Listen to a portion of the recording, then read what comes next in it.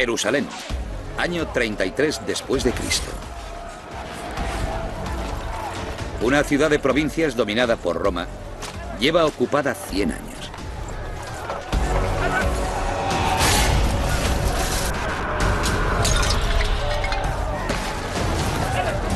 Las autoridades han condenado a muerte a un hombre. Hoy será ejecutado. Su muerte extenderá una religión por todo el mundo.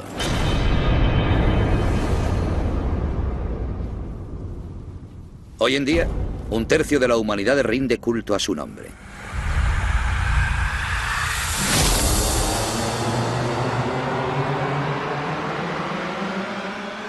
Es Jesús de Nazaret. Jerusalén está en la frontera oriental del Imperio Romano. Este cuenta con una amplia red de calzadas y rutas comerciales. Una de las claves del progreso del ser humano es la comunicación de masas.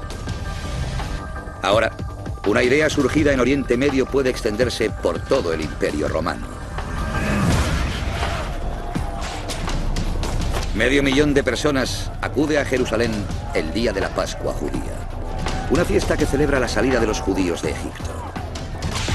Entre ellos están los seguidores de Jesús. Piensan que Él es el Mesías. Sin embargo, sus enseñanzas son una amenaza para la paz y por esa razón lo van a crucificar. Es el castigo que Roma reserva para los piratas, los esclavos y los enemigos del Estado. Miles de personas murieron así, pero nosotros recordamos la muerte de un hombre como si hubiera sido única, porque su muerte cambió todas las regiones, todos los países, todos los rincones de la tierra. Entre la multitud se encuentra Simón el Cireneo, originario de la colonia norteafricana de Cirene.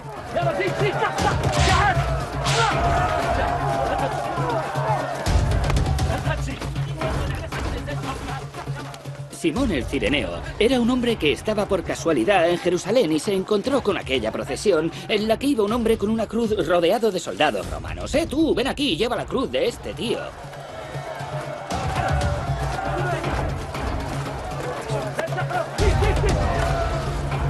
Y así, un hombre normal formó parte de un momento clave de la historia.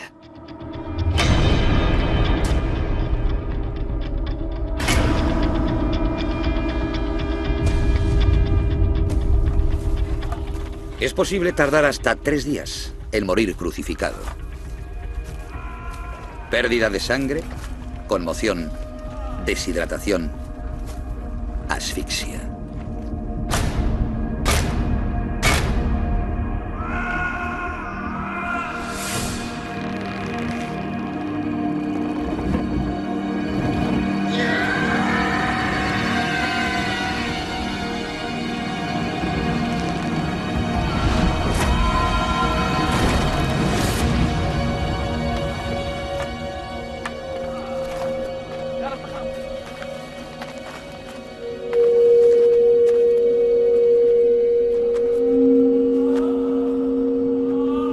Las crucifixiones son tan habituales que los romanos apenas se fijan en la muerte de Jesús. Este hecho sin importancia, esta muerte en la que nadie reparó salvo los familiares y amigos de Jesús, tuvo al final tal importancia que transformó todo el Imperio Romano e influyó en el curso de la historia de la humanidad más que cualquier otro acontecimiento acaecido en los últimos 2000 años.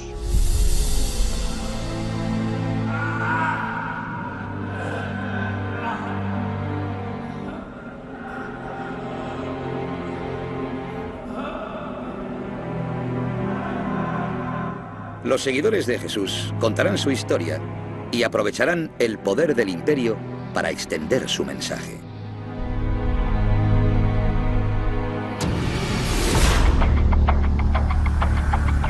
A 2.200 kilómetros de Jerusalén está la capital del imperio, Roma.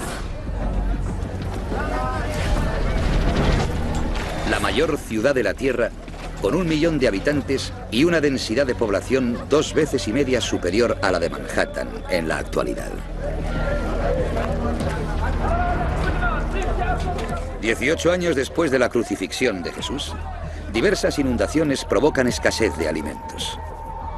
Roma necesita 200.000 toneladas de grano al año para que sus habitantes no mueran de hambre. 1 de cada 5 ya depende de la caridad. El alcalde de Nueva York o el alcalde de Washington se enfrentan a los mismos problemas que tenían los emperadores romanos para gestionar la ciudad más importante del mundo antiguo. Este es el líder de Roma, el emperador Claudio.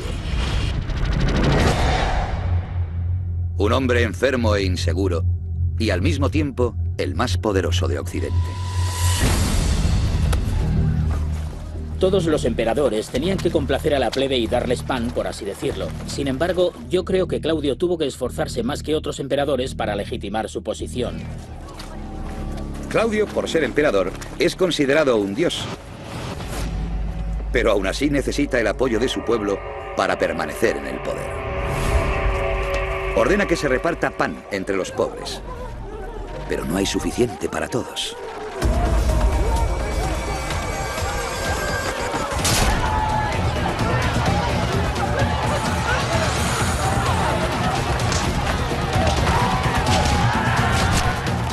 Las revueltas eran parte de la vida diaria de Roma. Eran la forma que tenía el pueblo de transmitirles mensajes a su emperador. Pero el gobernador los ignoraba a sabiendas. El emperador anterior, Calígula, había muerto asesinado. Claudio podría ser el siguiente.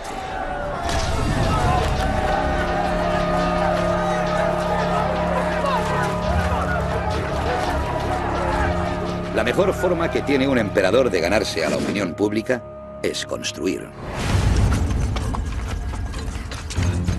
A unos 12 kilómetros de la capital se inicia uno de los mayores proyectos de ingeniería del imperio.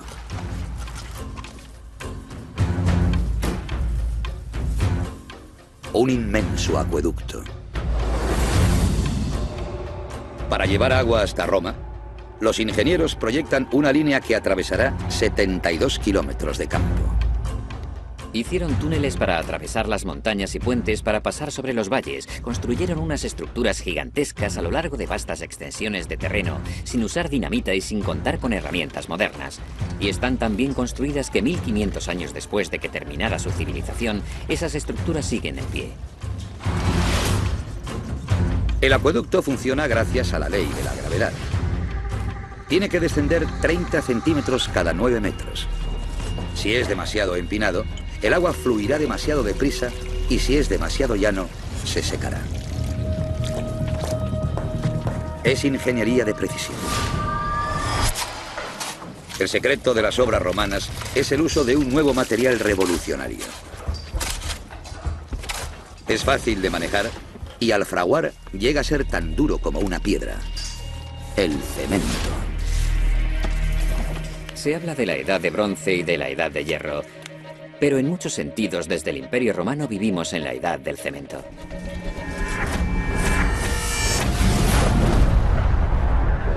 El ingrediente secreto del cemento romano es la ceniza volcánica, y Roma está rodeada de 50 volcanes. En la actualidad, 2/3 de la humanidad viven en edificios hechos de cemento.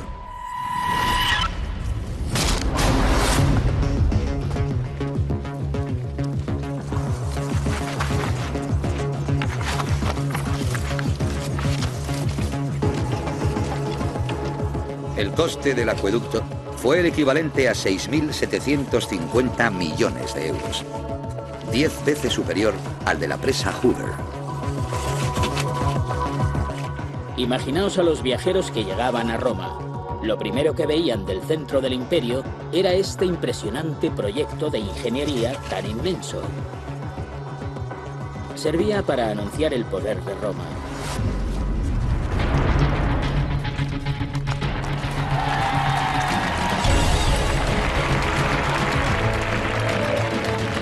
Para que todo el mundo sepa quién ha construido ese asombroso monumento, el emperador le pone su nombre. Aqua Claudia. Las aguas de Claudio. La construcción dura 14 años. Se usan 400.000 bloques de piedra y 170.000 metros cúbicos de cemento.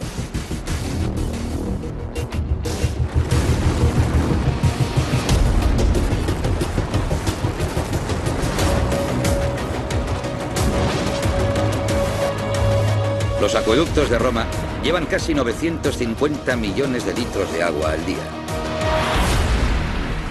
Cantidad suficiente para alimentar sus 1.300 fuentes, sus 900 termas y los 144 aseos públicos.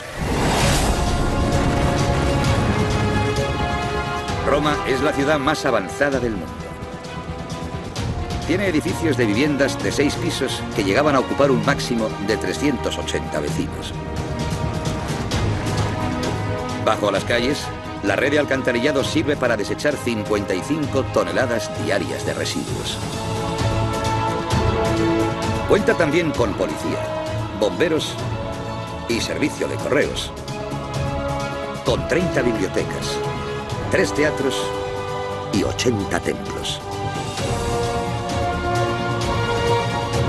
Roma es la primera megalópolis del mundo.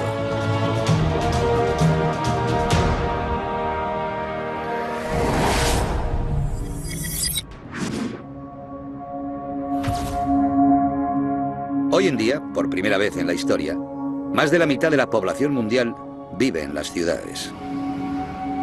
Hay 21 ciudades en todo el mundo cuya población supera los 10 millones de habitantes. Y todas repiten el diseño que impulsó Roma hace 2000 años.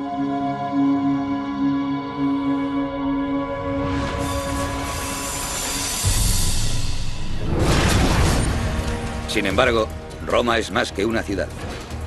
Es un imperio que va a extender su civilización por toda Europa y más allá de esta. Lo hará por medio de la conquista.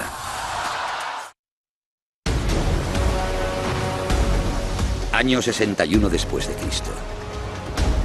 Una fuerza anfibia desembarca a 1280 kilómetros de Roma. La humanidad extiende la civilización por medio de la conquista. Los romanos se dirigen a la frontera noroccidental de Europa. Al mando va el general Suetonio Paulino. Un hombre despiadado, decidido, encargado de aplicar la ley de Roma. Tras aplastar un levantamiento en el norte de África, recibe órdenes de hacer lo mismo en Bretaña.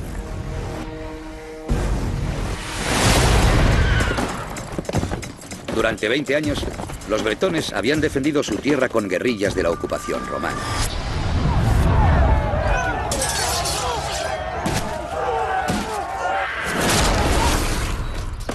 Estos jinetes expertos y fieros soldados coleccionan las cabezas de sus enemigos. Los líderes de la resistencia son un misterioso grupo de sacerdotes, los druidas. Rinden culto al sol, a la luna y a los bosques. Druida significa hombre de roble. Los historiadores romanos los consideran bárbaros y afirman que practican sacrificios humanos.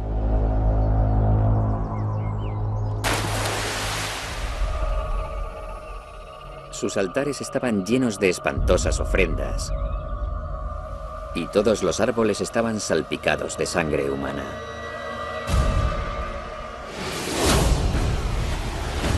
Roma ha puesto sus ojos en las riquezas naturales de Bretaña, preciados metales.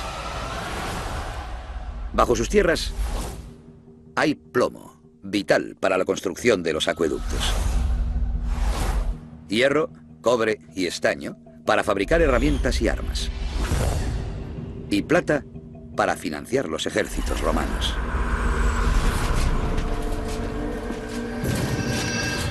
El modelo económico de Roma se basaba en la expansión del imperio. Para sostenerlo necesitas una máquina de guerra imparable capaz de realizar conquista tras conquista. Más del 50% del presupuesto de Roma se destina al ejército. Es decir, más del doble del porcentaje que dedica hoy a este gasto el gobierno estadounidense. Es el primer ejército profesional de la humanidad.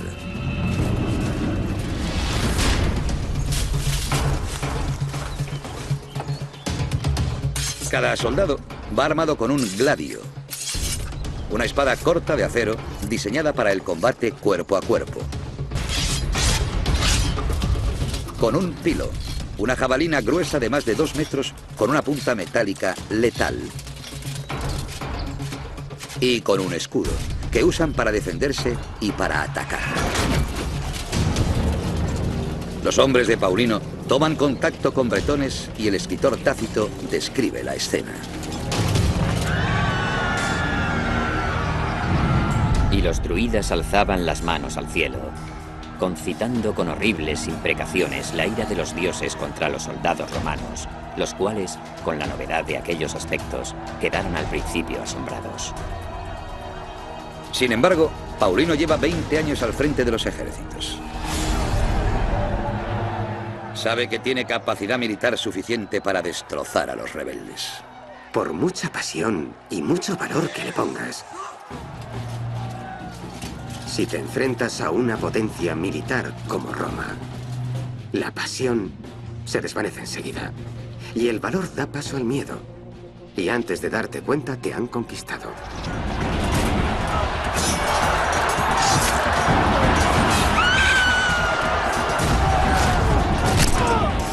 Las tácticas militares del ejército romano se preparaban y ensayaban sin parar hasta la extenuación, para que a pesar del caos y de las distracciones que hay en las batallas, todo el mundo hiciera su trabajo. Sabían lo que tenían que hacer.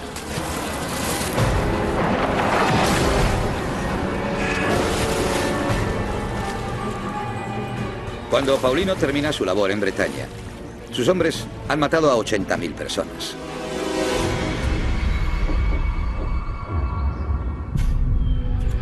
Han destrozado la fortaleza rebelde y han aniquilado a los druidas. Una vez conquistada una región, la prioridad es construir una red de caminos.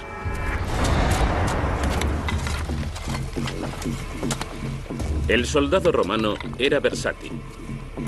No era solo una máquina de matar. También había ingenieros, camineros y constructores de puentes. Eso significa que el ejército romano podía desplegarse con gran rapidez. Las calzadas romanas, de 7 metros de ancho, tenían tamaño suficiente para que el ejército marchara en columna de A6.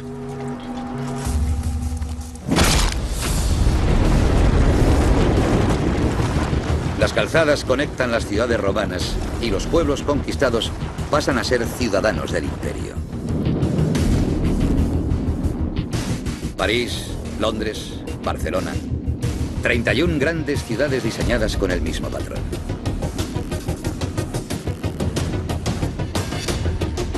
Termas, templos, foro y un circo. El lugar donde se celebra uno de los espectáculos más populares de Roma, los Juegos.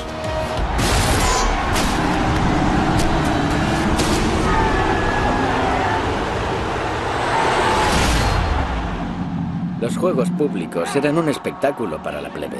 Eran como los realities del mundo antiguo.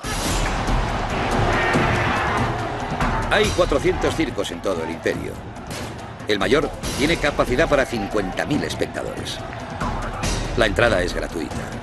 Todo el mundo puede disfrutar de los beneficios de la civilización romana.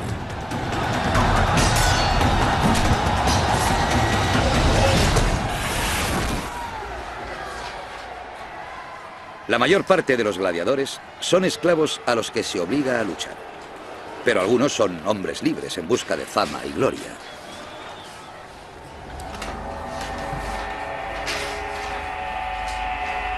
El sudor de los gladiadores se recogía, se guardaba en botecitos y se vendía como afrodisíaco.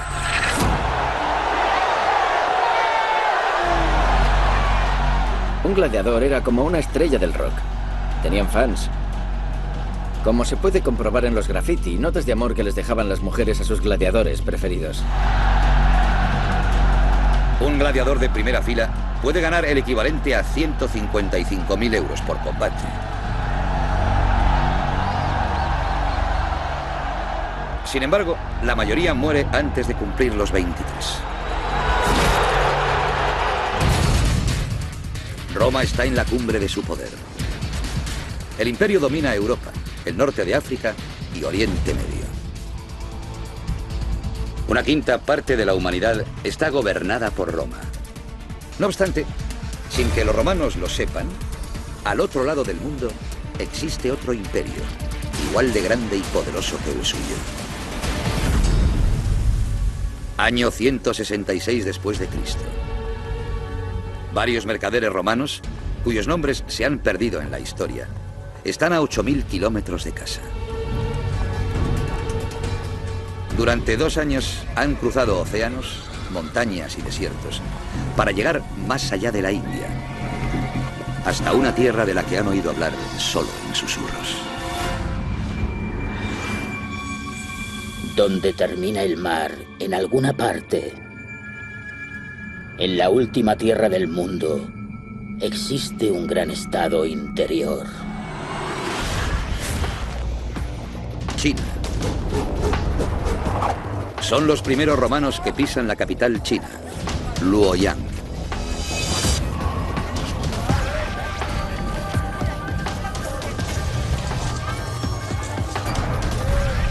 Han llegado a otro mundo. Luoyang, China. A 8.000 kilómetros de Roma.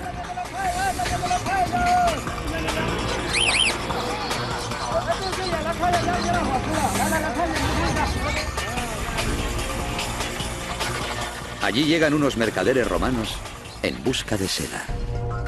Los romanos estaban obsesionados con la seda china. Atravesaban océanos y llanuras en busca de estas mercancías extranjeras tan exóticas. No las necesitaban. Iban a buscarlas porque las querían. Los romanos se gastan el equivalente a unos 1.700 millones de euros al año en importar artículos de lujo como la seda, que adquieren a través de intermediarios de la India y Asia Central. No saben de dónde sale la seda, ni cómo se fabrica. Piensan que crecen los árboles. La manufactura de la seda se considera un secreto de Estado en China. Ningún tejedor de seda puede compartir sus conocimientos con un extranjero. China es consciente del valor de su seda como bien para la importación. China ha guardado el secreto durante 3.000 años.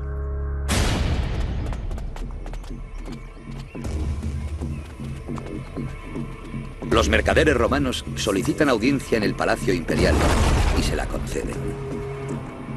A los 14 años, el emperador Huan heredó el trono y expulsó a su familia de la corte.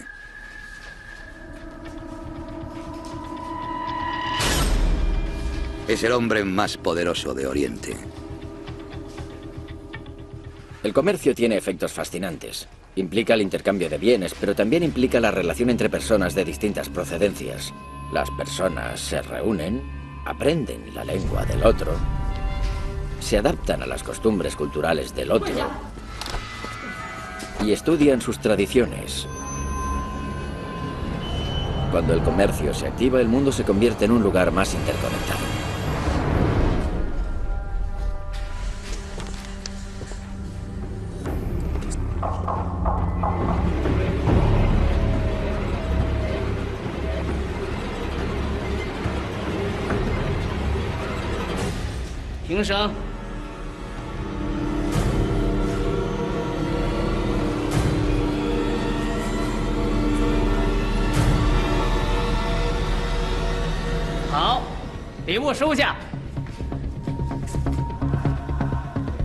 El emperador da la bienvenida a los romanos, pero no le revela cómo se fabrica la seda.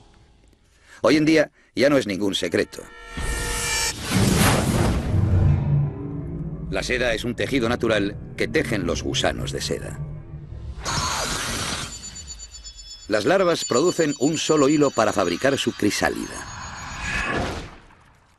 Hacen falta 2000 gusanos de seda para producir medio kilo de seda. Durante los siguientes 300 años, China continúa siendo el mayor exportador de seda del mundo.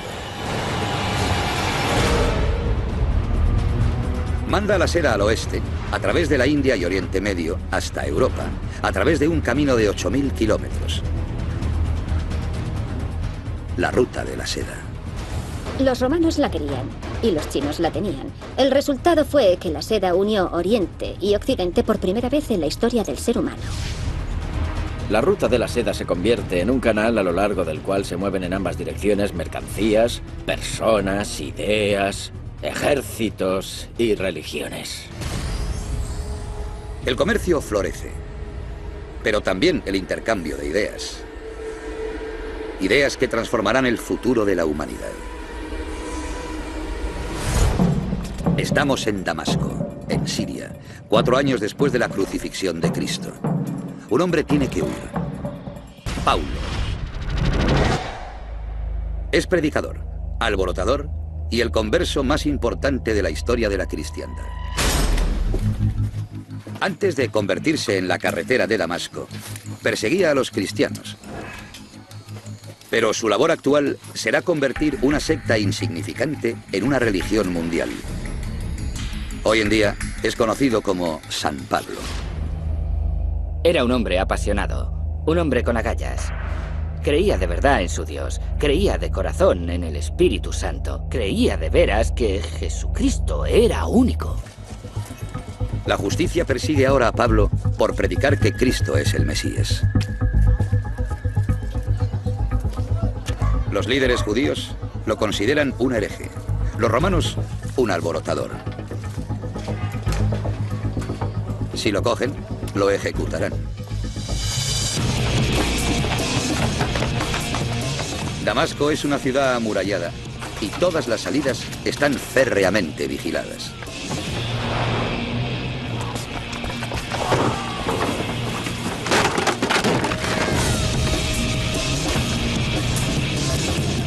Pablo encuentra una vía de escape: saltar las murallas.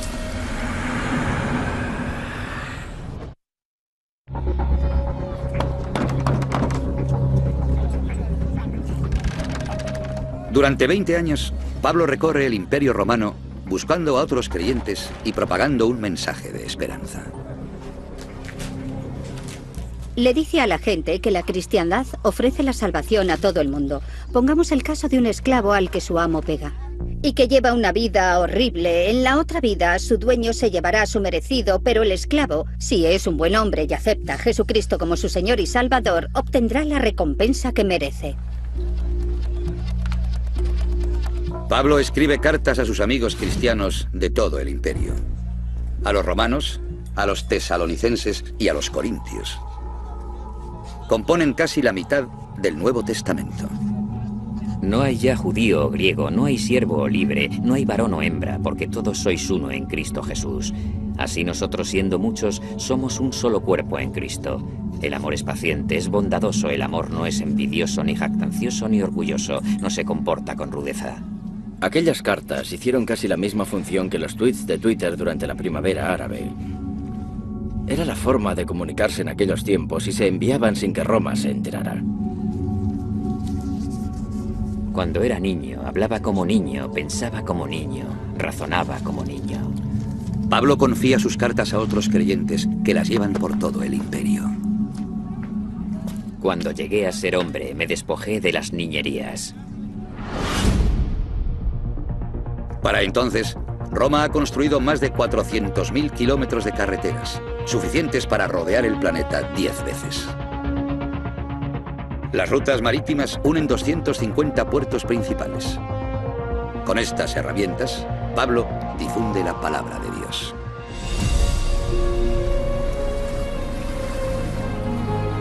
Ahora permanecen esas tres cosas: la fe, la esperanza y el amor.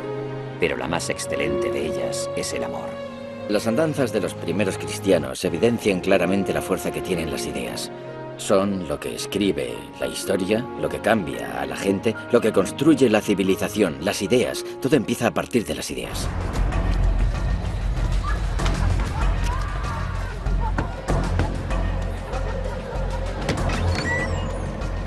«150 años después, a las afueras de Cartago, uno de los mayores puertos del Imperio Romano, se reúne en secreto un grupo de cristianos.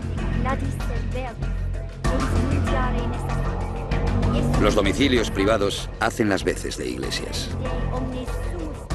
En un principio, la cristiandad era un movimiento religioso que seguían los más pobres, los esclavos y muchas mujeres. En resumidas cuentas, todo aquel que no tenía voz en la sociedad romana encontraba un hueco en el movimiento cristiano.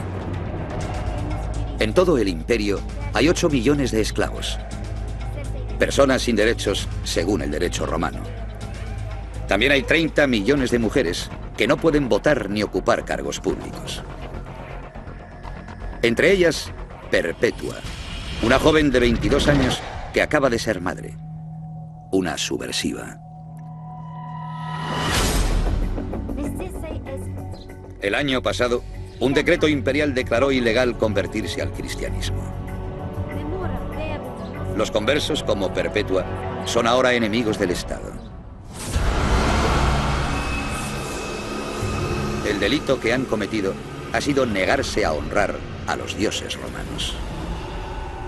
Tenías que estar un poco loco para ser cristiano en la antigua Roma. Era razón suficiente para que te mataran, porque era como afirmar que le eras leal a Cristo y a su padre en lugar de al emperador. Tenías que estar siempre pendiente de quién tenías detrás, pensando si alguien te estaba siguiendo o sabe alguien que sí soy cristiano. Tenías que acabar paranoico. Te tenía que dar miedo hablar con la gente abiertamente.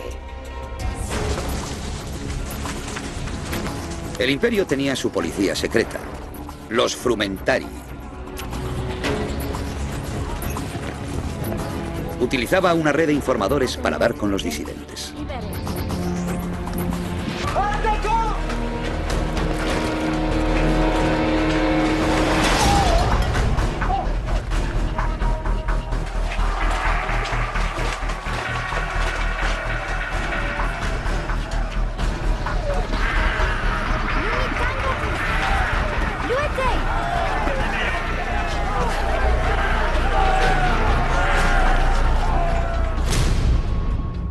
A Perpetua la acusan de traición.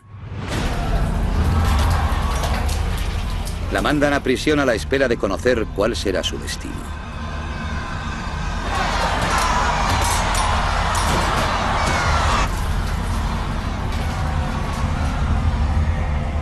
Escribe un diario, las primeras palabras escritas por una cristiana de las que nos han quedado constancia. No voy a luchar contra las fieras, sino contra el diablo. Y sé que me espera la victoria. Es la prueba por excelencia para cualquier creyente. Morir por su fe.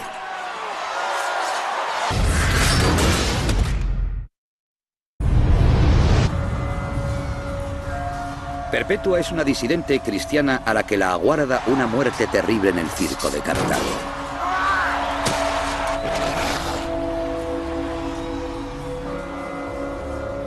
A los cristianos los lanzan a las fieras, los cubren de brea y los queman vivos o los decapitan. Pero Perpetua todavía tiene una oportunidad de salvarse si hace una ofrenda a los dioses romanos. Los romanos fueron a hablar con esta gente y le dijeron: mirad, nos estáis causando problemas, haced una declaración pública asegurando que no estáis contra el Estado. Admitid que el emperador es un dios. Y así demostraréis que sois de fiar.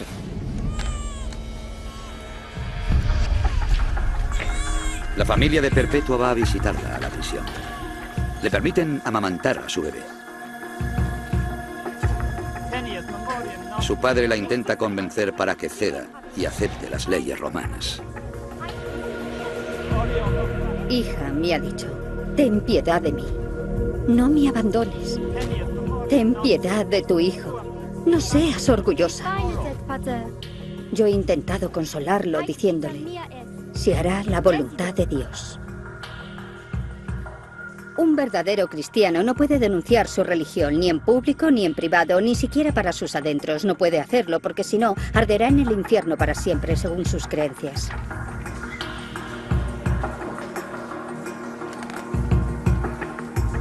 Imagina lo valiente que había que ser para arriesgar la vida y decir, sí, yo soy seguidor de Jesucristo.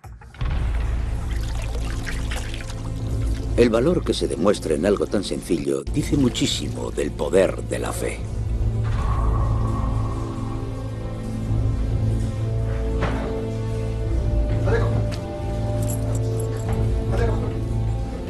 Según su diario, Perpetua acepta de buen grado la muerte.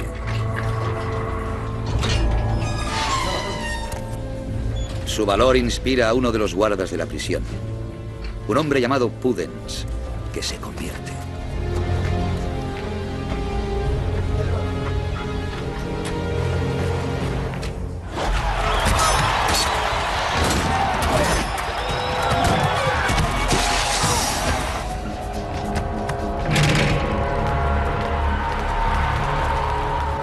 Miles de cristianos mueren ejecutados.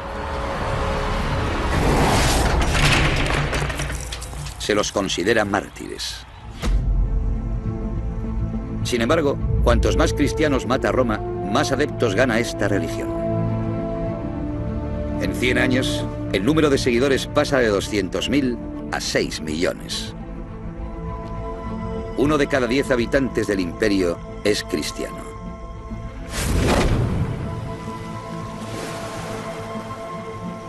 La religión se hace tan popular desde el norte de África hasta Bretaña, que se derogan todas las leyes contra ella.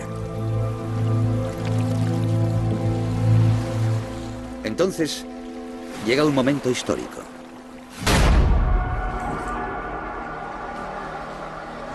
Estamos en el 337. El emperador Constantino se está muriendo y toma una decisión que dibujará el futuro del Imperio Romano. Ha llegado el momento que tanto he estado esperando. Obtener, gracias a mis sinceros deseos y a la oración, que Dios me conceda la salvación. El hombre más poderoso del mundo occidental recibe el bautismo. Durante 400 años, el Imperio Romano ha reprimido, criticado y hasta perseguido a la cristiandad. Ahora está bien ser cristiano.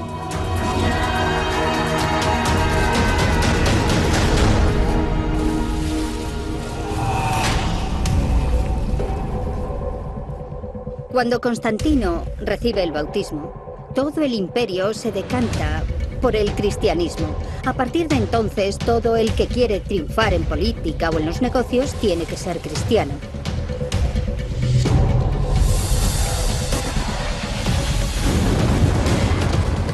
Surge una nueva capital del cristianismo en el Imperio de Oriente. Constantinopla, la actual Estambul. En el centro se erige una iglesia mayor que cualquier templo de Roma. Hagia Sofía, la iglesia de la Santa Sabiduría.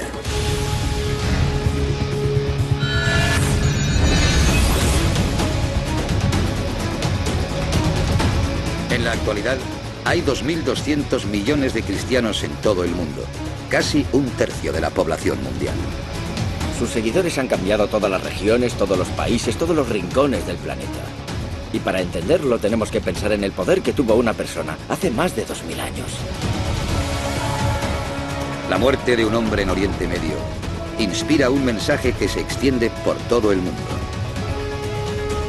Un mundo cuyas regiones están mejor comunicadas que nunca.